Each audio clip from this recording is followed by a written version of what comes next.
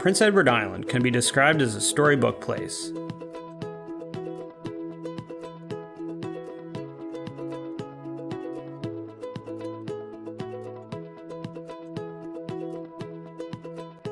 Picturesque towering cliffs, emerald seas to red sandy beaches. Intensive colors everywhere you look, just like a fairy tale.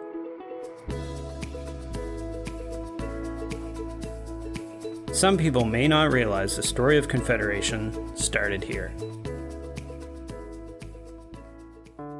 In Charlottetown, we met Lacey, a young entrepreneur who demonstrated to me that when a person is driven, it doesn't matter how old they are.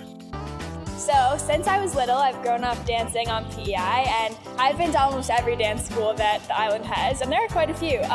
But as I got older, I started to want more of an experience of what it's like working in the dance industry. But PEI didn't really have an opportunity for me to learn these things, so I would have to go off island, and I didn't want that to be the case for all of the dancers that are here now. So I thought if I was able to bring this opportunity to PEI for the dancers, giving them all the things that I wish I had when I was growing up, I'd be able to make a difference. So that's what I've done.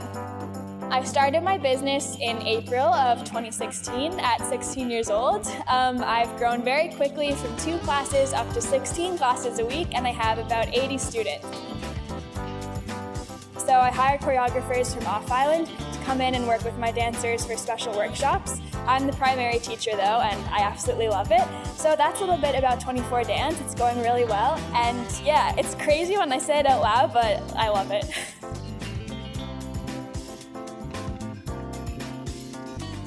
The thing is that I always wanted to leave. But now that I've had all these amazing opportunities and I'm meeting all these amazing people on PEI, some really cool mentors, lots of cool projects going on, new businesses opening, I'm realizing that PEI is an amazing place, like especially to start a business. The support you get here is incredible. There's tons of funding available. It's just a really great place. So I definitely will go off and travel and learn more, but I'm always gonna come back here because there's no place like home. Not far from Lacey lives a 92-year-old farmer named John Lister. John has been farming his entire life and is still passionately caring for the land after all these years. It's a great place to farm. I run cattle, grow grain, make silage. I'm not going to stop until I can't do it anymore. I'm looking at 100 right now. If I didn't farm, I probably wouldn't be around. That's what's wrong with a lot of people. They quit. 65, draw their pension, quit. 70, put them in a box. If you quit, you're done. Because everything slows down if you don't do nothing. I intend to keep going as long as I possibly can. And that may be 4 or 5 more years, maybe more. I don't eat out. I don't eat in restaurants or fast food outfits or ever. No, because I make all my own. You name it, I make it.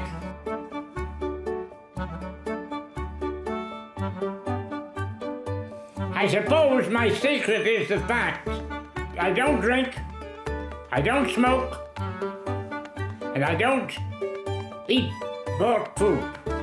It's full of preservatives. You weren't made to handle that sort of stuff. I don't know what it is to be sick. I'm never sick. Pure and happy. Why wouldn't I be?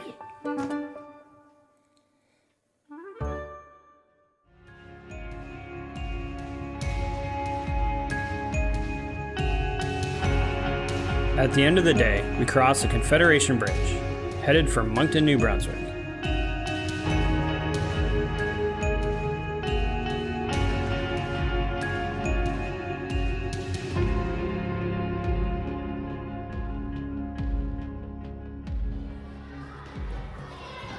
Systema New Brunswick is working very hard to break economic barriers. Nobody deserves to be excluded from opportunity for any reason. We started with 50 children and 1 teacher. It was madness and chaos. That's the only thing I can say. You know, we had a lot to learn, and we have progressively learned over time. And today it's so exciting. In New Brunswick, we now have the largest Sistema-inspired program in all of Canada. We have 8 locations throughout the province. We have Sistema centers in the north and the south of the province. We engage Anglophones, Francophones, First Nations children, and newcomers to New Brunswick. Today we have more than 15 orchestras and almost 1,000 kids involved in our programs. The great thing about it is it's a story that all of New Brunswick shares in, because to create a program like this doesn't happen by 1 person or 3 people. It takes everybody in the community to make it happen.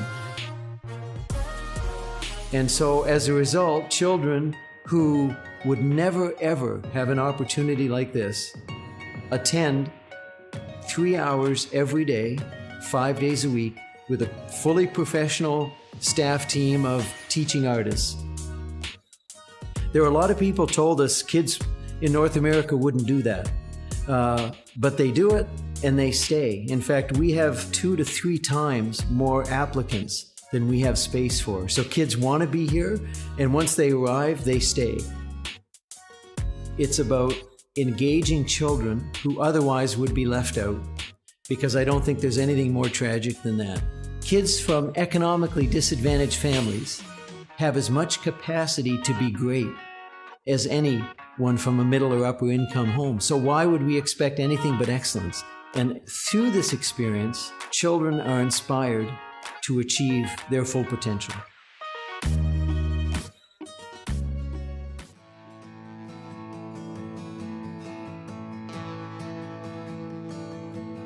New Brunswick has been jokingly referred to as the drive-through province, but I can assure you, the province has a lot more to offer if you're willing to take the time and stop. It is a wilderness paradise. 84% of the province is covered in trees.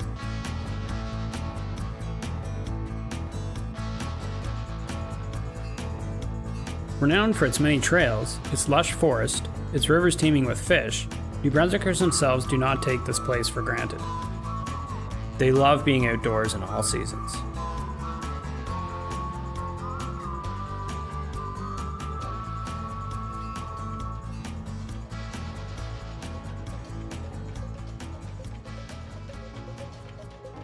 New Brunswick is also well known for its fresh and abundant seafood. When I visited Grand Manan, I was amazed by the hard work that is required to be a lobster fisherman. I was most astonished by Sarah. I met her and saw how skilled a fisherman she was. I don't know, it's just nice to be there. I've spent 20 years of my life on the water, so it's normal for me to be on the water. I enjoy the sunrises, I enjoy the sunsets. There's always something different to look at. A couple days ago I saw a shark breach. The week before that, I saw an orca, and yesterday I saw humpbacks. I have done all of the jobs that are involved in lobster fishing, but it takes a special captain to hire a female, because physically we're weaker than men. But given a little bit of time, we can do the job. Pretty much any woman can do that if that's what they want to do. A normal day, we'll get up around 4 or 5 depending on the tide and where we're going to haul our traps. So it's a 15-minute drive to get to the boat. There's 4 of us in our crew, and it takes us about an hour and a half to get out to our traps. We'll haul as many as we can. We'll probably stay out there for 10 or 12, or it just depends on the tide. A normal day for us, we get home at 7, 8. Here it doesn't matter. We're fishermen. We don't use the fisher girl or the fisherwoman or fisherette. It's a job and we just go do it as fishermen. If you can do the job, then go do it.